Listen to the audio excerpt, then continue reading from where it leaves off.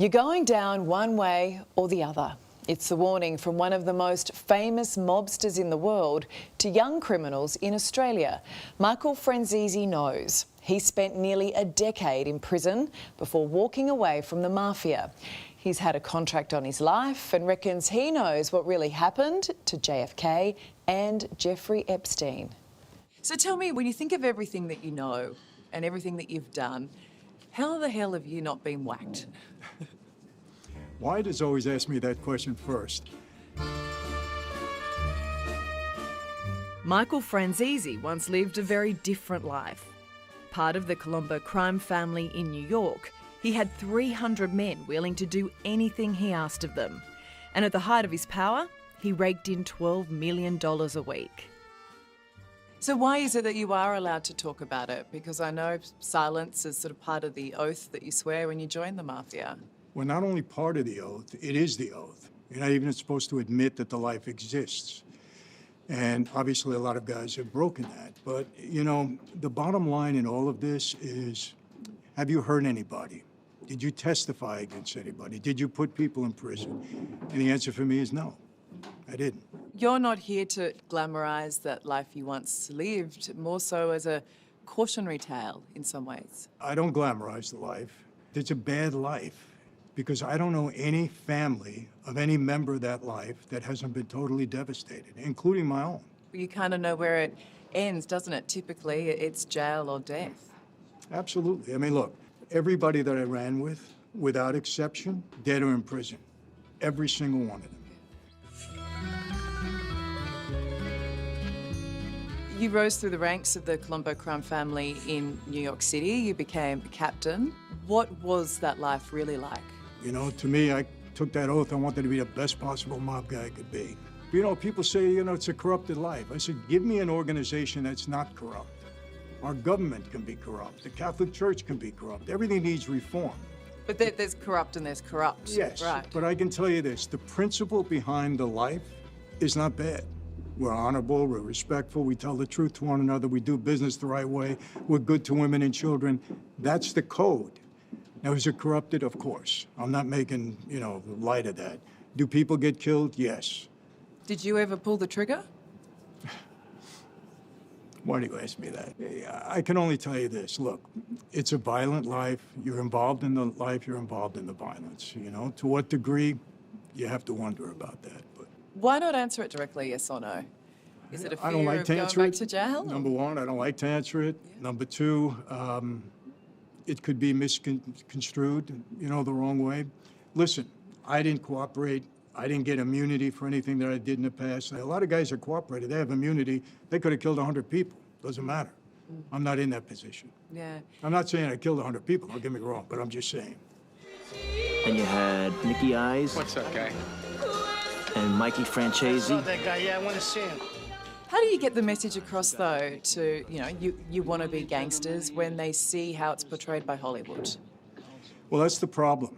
You know how many young people I speak to in gangs? And they say, come on, Michael, I saw Goodfellas. You were in that movie, my character. And I say, yeah, but did you stop looking at the movie halfway through? You didn't watch the end. Who got killed, who went to jail, you know, who broke up with their family. They don't see that. They only see the money, the power, and everything else. It's crazy. So we have an issue here with tobacco wars, drug wars. You've got a lot of, you know, wannabe gangsters running around with guns and a lot of innocent people caught in the crosshairs. What's your advice to them? You're out of your mind. You're going down one way or the other. Either you're going to get killed by your own, you're going to go to jail by law. You don't last in that life. And a lot of these groups today, they just look at things differently. They don't care who's in the street. You know, people do get killed. They do get hurt. You know, you could say what you want about us, but we didn't do that. You know, our neighborhoods, our communities, we protected people there. You want to tell me where we're going? I got sent for. So what does that mean, you got sent for? What does that mean? What do you think it means?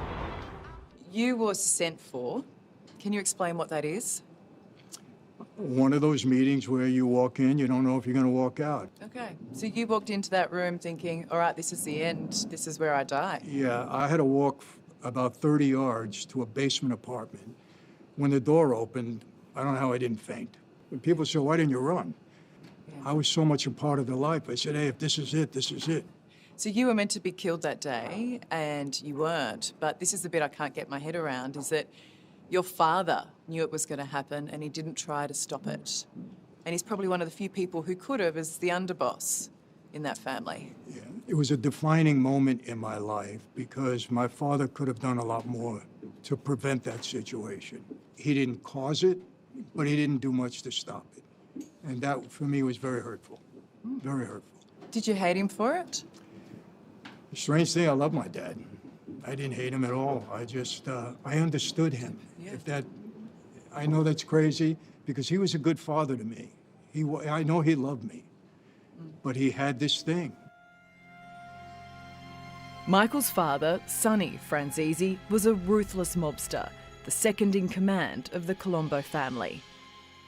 Is it true that your dad was in a relationship with Marilyn Monroe and that upset the Kennedys and they put the FBI onto him? My dad had a tendency to embellish things, but I believe that to be true. It all made sense. When he wouldn't tell me until after my mother passed away. He didn't want to be disrespectful. But when he told me and I put two and two together, it sounded right, yeah. So what happened to JFK? 100% the mob was involved in that hit. Yeah. I believe it was set up by the CIA or the government agency, and like they did before, they came to us several times before, they wanted our help, and we did it. Yeah. It was the government that eventually took down Michael in the 80s for his involvement in a gasoline tax fraud scheme. Arrested by the FBI on racketeering charges. So of the 8 years you spent in jail, 29 months in solitary confinement. That is brutal. Difficult, very difficult. You know, I saw a lot of guys that not do well, and I don't demean them for it, I get it. I'm totally against it for young people. It'll destroy them emotionally. But I got through it. It was hard, honestly, you know. You were in the same prison as Jeffrey Epstein. Yes. What do you think happened? Jeffrey Epstein would have to be a magician to try to hang himself in that cell. I was in that cell. There's no way there's nothing on the ceiling. Yeah. The bedpost is this high. I couldn't even go to a restroom without them walking back and forth and having me on camera.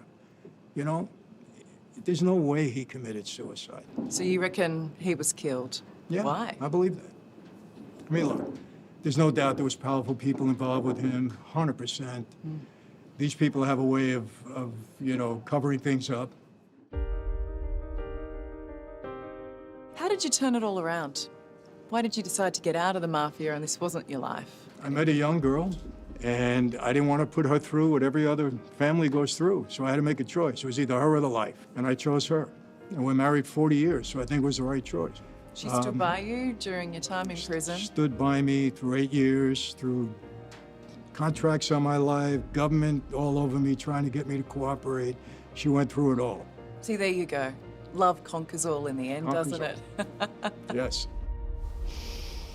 Yep, it does, and even a life of crime, it would seem. It was a great chat. Michael Speaking to Her begins in Sydney on Monday, then Melbourne on Wednesday.